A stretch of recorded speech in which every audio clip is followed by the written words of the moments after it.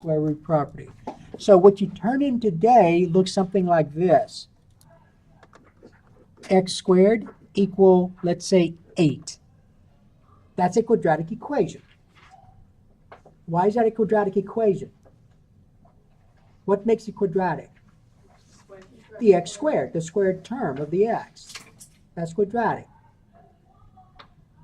But in the video, you learned that if it's in this form, something squared equal a number, the left side is being squared, and on the right side is a number, then I can just use the square root property. So basically what I want to do is I want to get x by itself, right? Right now I'm squaring. The opposite of squaring is to square root. Okay? So I'm going to go ahead and rewrite this over. So when I take the square root of both sides, though, remember, how many things multiplied by itself is 8? Let me make it a little bit easier. Let's do x squared equal 9. What squared is 9? 3. What else? Negative 3. Negative 3 times itself is 9. So the solution for this would be x equal a plus or minus 3, right? So that's why when we do number 1, when you take the square root of both sides, when you take the square root, you're always going to do a plus or minus. So that's that plus or minus symbol that you saw. So you take the square root, you're going to do plus or minus with the number. So remember, the square and the square root don't do each other. So what's left on the left? X, and that's going to be plus or minus the square root of 8. And then you ask yourself, can I simplify the square root of 8, though? Yes. Yes. 4 times 2 is 8, right? So it becomes plus or minus the square root of 4 times 2. And what's the square root of 4? 2. So the answer is plus or minus 2 square root of 2. Okay? So there are your two solutions. 2 square root of 2 and a negative 2 square root of 2. But remember, I use the square root property. That's the square root property. When you take the square root of both sides, don't forget the plus or minus, that's the square root property. But you use that only if it's in this form, something squared equal a number. Okay? That's what that worksheet you turned in dealt with. Now, you could have also, on that worksheet, you also had something like this, x squared plus 16 equals 0. Okay? X squared plus 16 equals 0. What kind of equation is this? Quadratic. Notice, though, the x term is missing, right? The x term is missing. You see an x squared and you see a constant, but you don't see the x term. So it's easier to use the square root property. But if I'm going to use the square root property, I've got to get x squared by itself. So what's the next thing I got to do? Subtract 16 from both sides first. So I got x squared equal negative 16. And now it's in this form. Something squared equal a number. Now I can do what to both sides? Square root. When you do the square root, you got to do what else? Plus or minus. The square and the square root undo each other. So you get x equal plus or minus. What's the square root of negative 16? 4i. And so there's your answer. So there are your two solutions. One's a positive 4i and the other one is a negative 4i. Okay? And let's talk about the one that's on your test, though. Okay, so on your test, it's going to look like this. Exactly. Huh? Exactly. Oh, no. No. All right, suppose I had x plus 5 squared equal 6. Let's do that one first. What kind of equation is this? Quadratic. So if you were to multiply x plus 5 squared out, you get a quadratic equation. But it's in that special form. Something squared equal a number. So don't multiply it out and use quadratic formula. Don't use quadratic formula with this one. It's much quicker just to use the square root property. Could I have used the square root property with this one right away?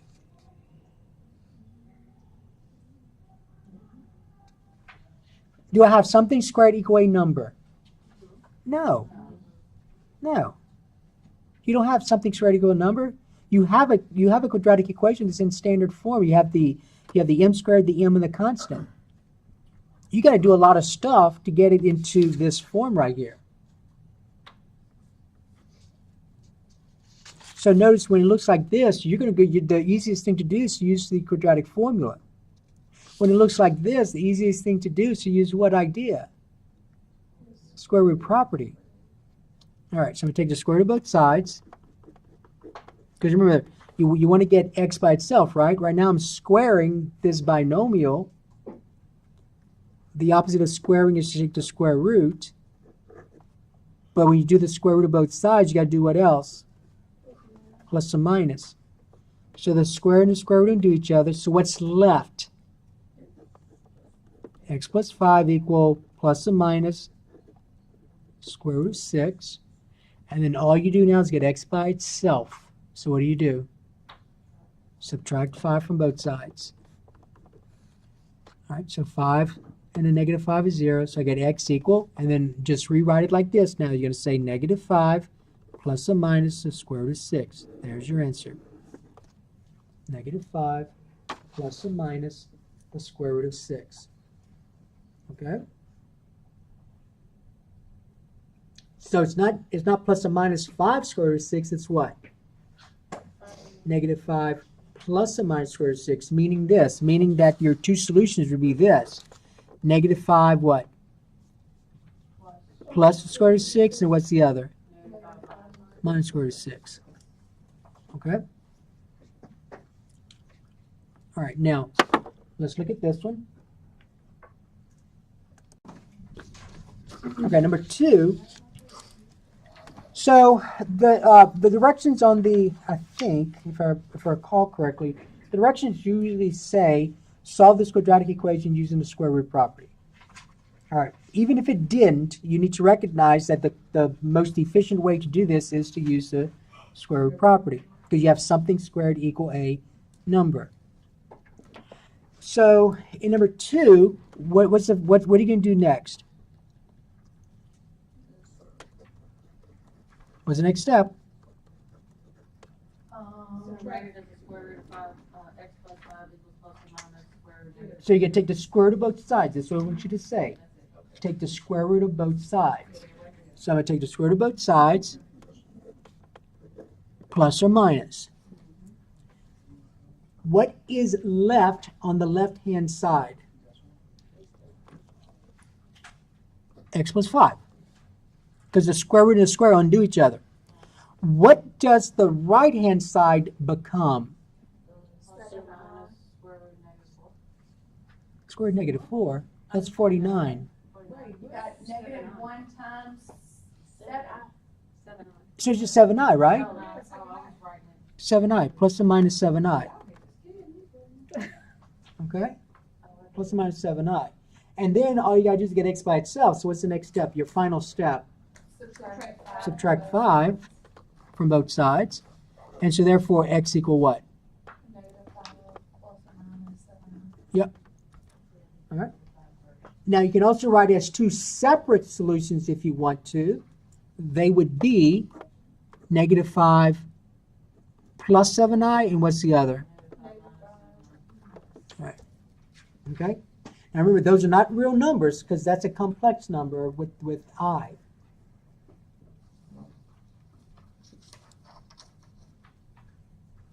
All right, so this is the first time where, since you were born, you've dealt with real numbers. This is the first time that you dealt with something that's not a real number. For the most part, it doesn't make any sense to you. Well, what is that? Because you can't see it like you can with other real numbers, like 1/2 plus 2/3. You know what that means. Okay, then let's look at. Okay, let's see real quick. Let me just check something real quick.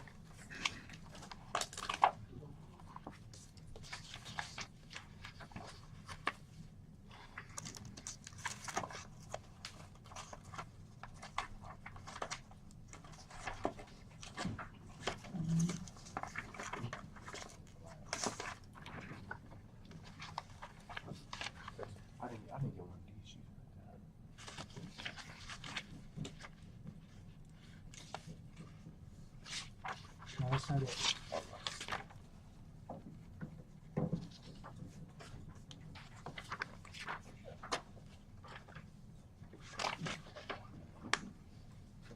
Okay, let's look at number 4. Are you going to use a quadratic formula with this one?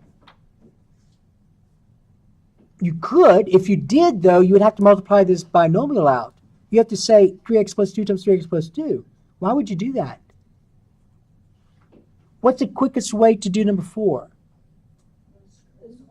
Square root property, because you have something squared equal a number.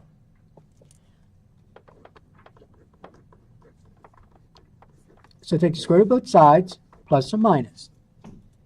So the square and the square root undo each other. So what's left on the left? 3x plus 2 equal plus or minus what? 8. Okay, now I got to get x by itself. So what's the next step? Subtract 2. So I get 3x equal what? How do I write that other side? -2 plus or minus 8. Okay, good. Then you divide both sides by what? 3. Okay, now got to say something now. I'm going to rewrite this as this. Okay, so listen carefully. Do you see any square roots in what I just wrote? No. Is there an I involved? No. So that's going to be a rational solution. So on your test, when you got that rational solution, you have to go further with it. So in other words, you have to say this. -2 plus 8 divided by 3, and what's the other one? -2 8 divided by 3. So what's -2 plus 8? And what's 6 divided by 3? 2. So you got to say 2 is your solution. Okay, so that's when you're dealing with a quadratic equation and you no longer have in your solution that square root, or you don't have that I, then you are going to have what's called rational solutions. So you need to go further with it. What's -2 and a -8? So the other one's -10/3. Okay? All right, let's look at number 6. And I'm going to compare number 6 with number 4. So number 4, what kind of solutions did you end up with? Rational or irrational or complex? Rational. And number 2, what kind of solutions were those? Irrational. Nope. Complex. Complex. It has that I. An irrational number and a rational number are real numbers. When you have that I, that's not a real number. So it's just a complex number. Okay? Let's look at number 6. What's the easiest way to do this? Use a quadratic formula or use a square root property? Square root property, because it's already in that special form.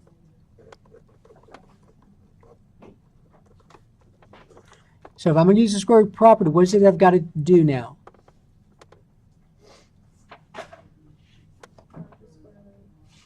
Take the square root of both sides. With a what? Plus and minus. So the square and the square root undo each other. So what's left? Equal? Okay, so plus and minus the square root of 16 times 2, right? And what's the square root of 16? 4. So that's 5x plus 3 equal plus or minus 4 square root of 2. So that's where I'm at. So remember, if you can simplify, you need to simplify this. That's why we wrote it as 4 square root of 2. Now, before I go on, is this a complex number? No. Okay, because I don't see that I. Is it rational or irrational? It's irrational because I have a square root still in there. Square root of 2. Okay? A rational number, you're not going to see that square root in there. So that's why when we did number 4, there was no square root, so this was irrational, so I expect you to go further with it. here, since this is irrational now, you just subtract 3 from both sides. And so you get 5x equal negative 3 plus or minus 4 square root of 2. Divide by 5, just like you did here. Remember here? Just like you divided by 3 here. And we got this. Make a comparison. Look at 4 and 6. So we got this. So you can divide by 5. Same thing. So x equal negative 3 plus or minus 4 square root of 2 over 5. But then the difference is this. This turned out to be a rational number, so I wanted you to go further with it. Here, you can stop. Because what kind of solution is this? Irrational. There's no way you can combine these. In other words, I can combine negative 2 and 8, right? Because negative 2 and 8 are both integers. It's 6. But here, I cannot combine negative 3 and 4 square root of 2. So just leave it like that. Now, if you wanted to split up as 2 separate solutions, you could. You'd say negative 3 plus 4 square root of 2 over 5. And what's the other? Yeah. Okay. Now, remember in the previous worksheet that we were looking at? In the previous worksheet we were looking at, remember this one here? When we got to this point, we simplified further because these 3 numbers were all divisible by what? 2. So here's my question. Can I go further with this one? No. Because that's negative 3, that's 4, and that's 5. The only thing they have in common is the number 1. Okay. All right. Okay, so if you look at number 7, we'll do number 7, and we'll end that part. So number 7, do you want to use the square root property or do you want to use the quadratic formula? Square root property is a lot easier. If you're going to use a quadratic formula, you have to multiply this thing out using the FOIL method. Okay, square root, plus or minus. So what's left on the left? Minus 1 equal plus or minus the square root of negative 48, right? So let's kind of figure out what that is. So the square root of a negative 48. No, 8 times 8 is 64, not 48. Okay, so it's 16 times 3 is 48. Okay. So that's going to be it's the square root of a negative 1 times the square root of 48, right? The square root of 48 is 16 times 3. So that's I square root of 16 times 3, correct? I agree? And the square root of 16 is what? 4. So that's going to be 4i square root of 3. Very good. All right. Then I'm going to take that and we'll put that here. So that's 4i square root of 3. Are my solutions going to be real or real or imaginary? Imaginary. Okay, because of that I. Okay, so 2 steps and you're done. What's the next step?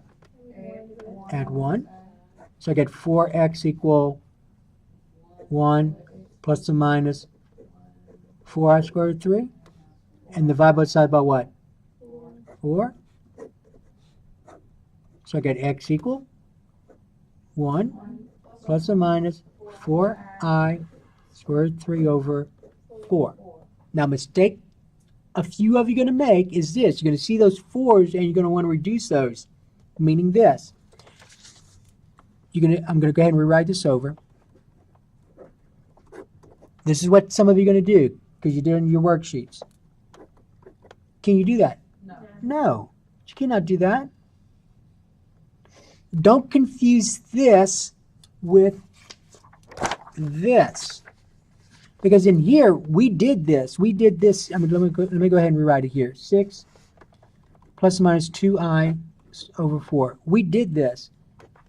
We said 6 divided by 2 is what? 3. 2 divided by 2 is what? 1. 4 divided by 2 is what? 2.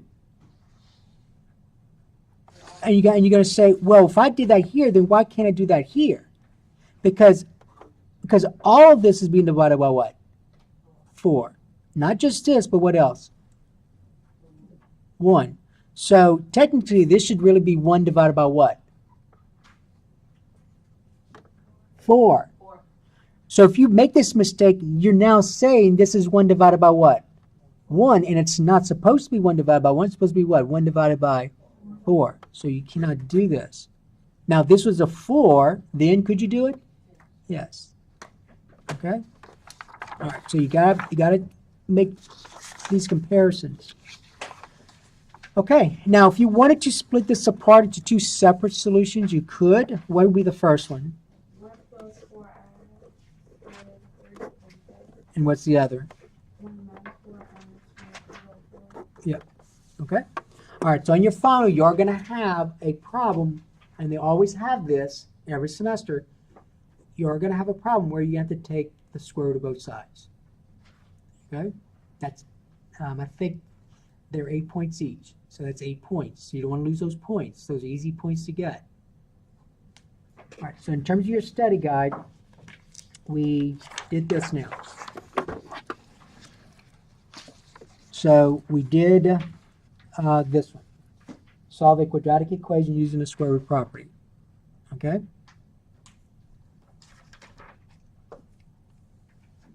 All right, now let's look at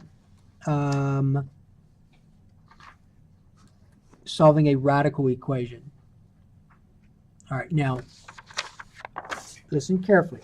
So when we solved this quadratic equation using the square root property, the reason why we took the square root of both sides was because I was trying to get x by itself, and it's inside this parentheses, and so this expression is being squared, right? What's the opposite of squaring? A root. Square root. So that's why you took the square root of both sides. Okay? So